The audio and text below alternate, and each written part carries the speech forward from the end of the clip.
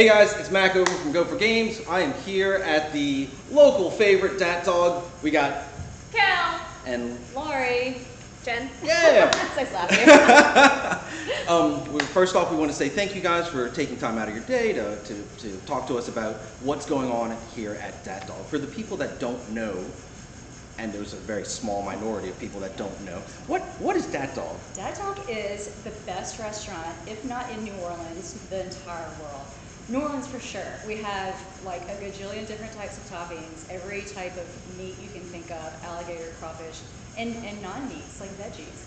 But on top of being a really good restaurant, we have 3 locations by the way, we just want to be a part of the community. We take every opportunity we can to be a part of the community. We want to be a great place to hang out for good food and good times. That's awesome. Speaking of being part of the community, I did a little bit of a deep dive on your Instagram. You guys did an awesome event, Halloween. Yeah, it was super cool. All of the dogs dressed up were super cute, and of course, proceeds went to Zeus's Rescues. Yeah. What made Dat Dog want to do more than just be an eatery? It's the love for our community. Like a restaurant was established to be that. Like that's part of the basis of our brand, I guess. So it's just like a no-brainer. Like any opportunity we can take, any event we can have for someone, we do it because community's important. And you're supporting like local artists with your Magazine Street? Art market. Yeah, yes. Art market. Yeah. So art market in our courtyard and at our Magazine Street location. We have it seasonally. So we'll pop up for like Mardi Gras. We'll pop up for holidays, Christmas, and there's no fee. We just like y'all come on. Artists don't pay for anything. They don't even have to bring a table. They just set up at the restaurant in the courtyard and just make a cool vibe and just be cool. That's the name of the game. All right, so speaking of like the community outreach and events, Jen, what is RPG Night? Hey, so RPG Night includes not only party games, quick play games, and classics like chess, checkers, but a one-off that is comprised of a campaign, a Dungeons & Dragons 5e campaign that has been simplified for all you noobs out there. That is going to be contained within about a 2-hour period.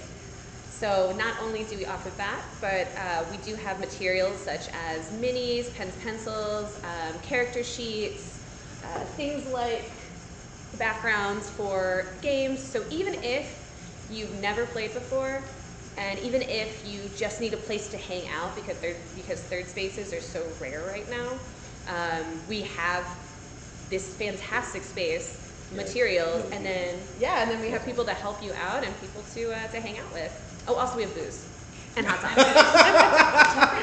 Cannot forget the booze. And all of the memorabilia up here too. Like this place is the sacred Wookiee. This is the sacred Wookiee. Yeah, all sacred hail. Wookiee. Yeah. So with RPG Night, what inspired you to start it? To start game nights and to start doing and giving this space for people? Cool. So as a 10+ year Dungeons & Dragons player and an avid RPGer myself, I was lonely when I first moved here, and I started speaking to a couple of people in the service industry about something that could bring people together for a fun, laid-back, adventure, maybe a little bit of escapism. And I found out that there weren't a lot of places for that, and especially there weren't a lot of places in the quarter where we're all kind of centrally located. So I realized, I don't really know what I'm doing, but who does? But I do have experience in this, and then it just became a sort of like word of mouth event. We do pride ourselves on not knowing what we're doing, but doing it anyway. It's a mantra, man. It is a mantra. It's a way of life. The Lulu is the Solulu. So, if I'm a new person coming into the quarter and I want to come to RPG Night, like what should I expect with that? Well, first of all, fun and a super laid-back environment where you can be yourself, as nerdy as that is. You can also expect a variety of games that appeal to different types of people. They are all easy-to-learn games. They're all fun, they're silly. We have, again, things like drinking games, like What Do You Meme, very famous. Millennials love this. Shenanigans for my wordsmiths out there. It's like Scrabble, but you can really screw with your friends, and people love that. We have more meditative games like this, classics like I mentioned, Jenga, Scrabble, things like that.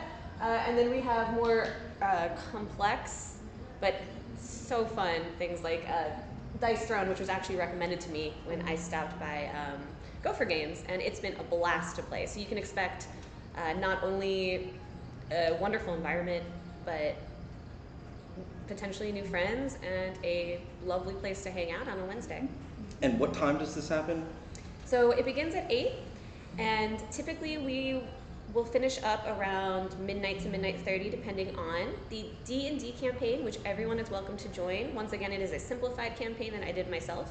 So if you've never played before, we have people to show you. We have a rotating group of like DMs that will do the one-off, which again is that self-contained campaign that takes place in about 2.5 hours. He'll get y'all started. So that starts usually around 9:30. We'll start rolling, or sorry, non-noob spot, non-nerd talk. We'll start creating our characters around 9:30. But before that, we just hang out. We play some icebreaker games. People are free to use and take whatever they want in or outside on this lovely balcony we have. So yeah, it's 8 to about midnight 30. And this is the first and third Wednesday of every month, correct? Yes, correct. Every other Wednesday. Every other Remember we Wednesday. were like, there's 4, sometimes there's more than 4. Just, Yeah, 5 Thursdays this month. Yeah. The Gregorian calendar, why? So I saw 17th and 31st is the next. What do I need to attend? What do I need to bring, and what is like entry fees, anything like that? Cool. The only thing you need to bring is $10, which is our cover fee, and that also covers either a draft beer. We have some great local stuff. Like my favorite right now is going to be the Cane Break, but also just is lovely as well. And yourself, just your body, and a great attitude. So you've been doing this for a little bit. Are there any like favorite memories that you've had of like your past run-throughs? So if I'm not cackling during our D&D one-off, I would be surprised, because we've had everything from a gnome barbarian using a codpiece as armor to a Christmas campaign where we fought Grinch-like villains who were based off of some people you might actually run into in the quarter here. So it's always a great time. I will say on opening night, I ran into a group of folks who do this. They're dressed up. They're full run faired out. They have like a D&D tour thing, which I'm not sure what it entails, but it looks hella fun. And then they finished it off with going to the run fair. They stopped in, and I was like, "Hey, come on, guys, let's like join the campaign." They're like, "No, we've actually been playing D&D all weekend. Can we just play Jenga?" And I was like, "You sure can. It's right there. Take it wherever you want. Have fun." So yeah, a lot of wonderful memories so far, and so much fun. So many giggles.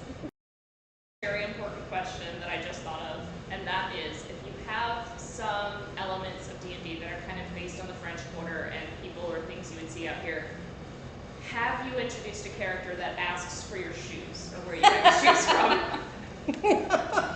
and does that character die if they answer?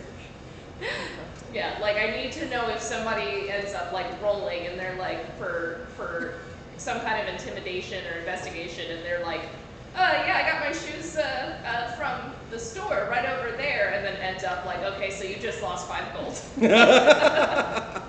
I don't have anything, but I probably will steal that idea for a quarter-based campaign. Yeah.